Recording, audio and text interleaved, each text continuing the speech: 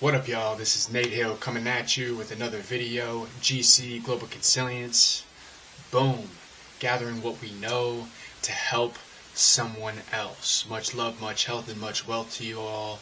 Today, let's get right into it. So we're in story mode. This is Consilient story number 11, the crane operator. So like we do in every story, we go traits, beginning scenario, problem narrative, and then solution. That's the whole structure of this whole thing. Let's get it going. So traits of this crane operator: he is a highly competent operator. So no matter what, he does his job by the books. No matter what, he does his job by the books. He's very well poised in the most high-pressured situations.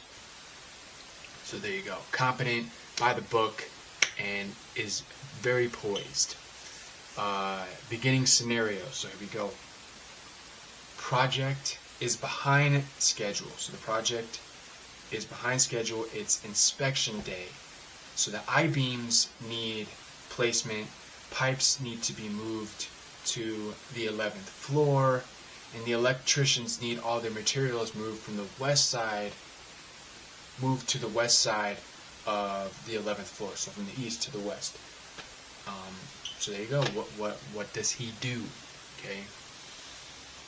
So this is where you pay attention, kind of see how he takes his approaches and how he utilizes Consilience to solve his problems or to begin to resolve this scenario that he's in.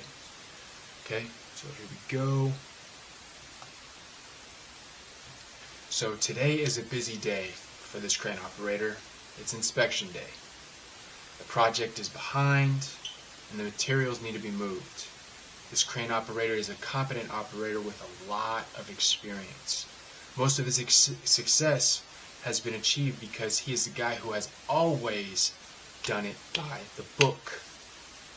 He's been in some high-pressure situations and has shown some extreme poise and has executed. So instead of trying to figure out why the project is behind, he shifts his focus on how to get back on schedule and pass inspection. Okay, so with all these things, he's still focused on getting it done, still by the book and passing inspection. With being a crane operator, safety is always, I mean always, first. Lives pretty much are at stake.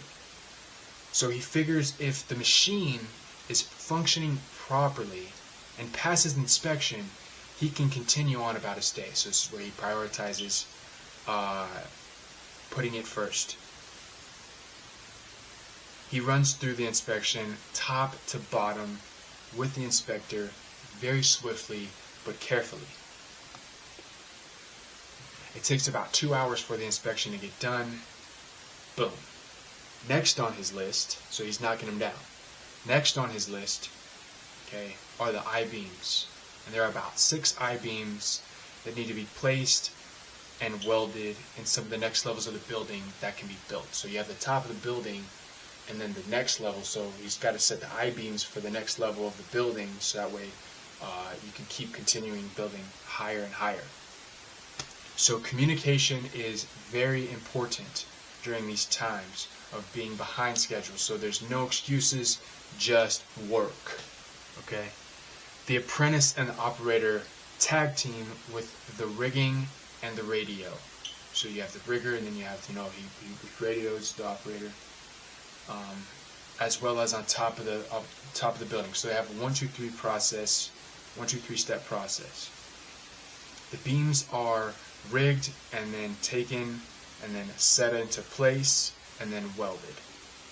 This takes about 3 hours. But a lot of work has been achieved in that time due to the focus and concentration from the team and from the operator, from the crane operator. So, as they're setting those beams, they've built that system. They got it done in 3 hours. There's still plenty of time left in the day. On to the next. Now next, okay, the electricians need their materials moved to the 11th floor, which is a pretty quick task. And it makes it a lot easier and faster so that the way they're not humping it up and down the stairs and whatnot. So they radio the operator. Hello, operator, crane operator. electricians to crane operator, they tell him to move the materials, and so he maneuvers or sleuths, okay, over to the materials. They rig the box full of materials. And then once it's rigged, he brings it up to the 11th floor, then drops it off, and then they unrig it, and so on to the next. So as you can see, he's knocking it down. You know, he went from the inspection to the I-beams to the materials for the electricians. Okay. So yeah, moving right along.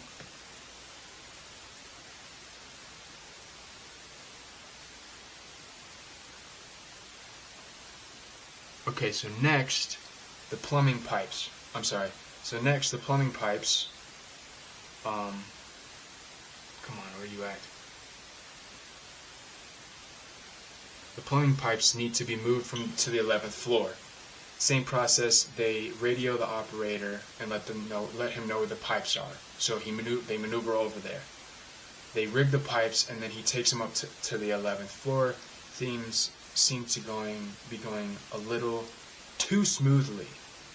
So once he gets to the top, okay, so this is where you start to get in that groove, okay. Once he gets to the top, he swings a little too fast, and the pipes start to swing. So he slews, and the pipes start to swing, which is dangerous due to the possibility of the pipes falling off the rigging, hitting someone, causing serious injury. You don't want that. Safety first. So as the pipes are swinging, in that very moment of suspense, the operator quickly performs a reverse maneuver known as catching the swing.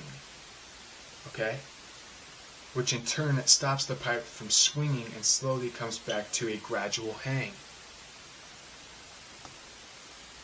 So once the pipes are graciously hanging and suspended over the drop place, he slowly hoists them down, and the plumbing pipes are set down so they can unrig the pipes, and the crane operator can resume his day. So catching the swing, so if I were to slew over this way too fast, and then the load swings, and it starts swinging, I have to pull what's known as the reverse maneuver to catch that swing and catch it so that way it comes back to a gradual hang.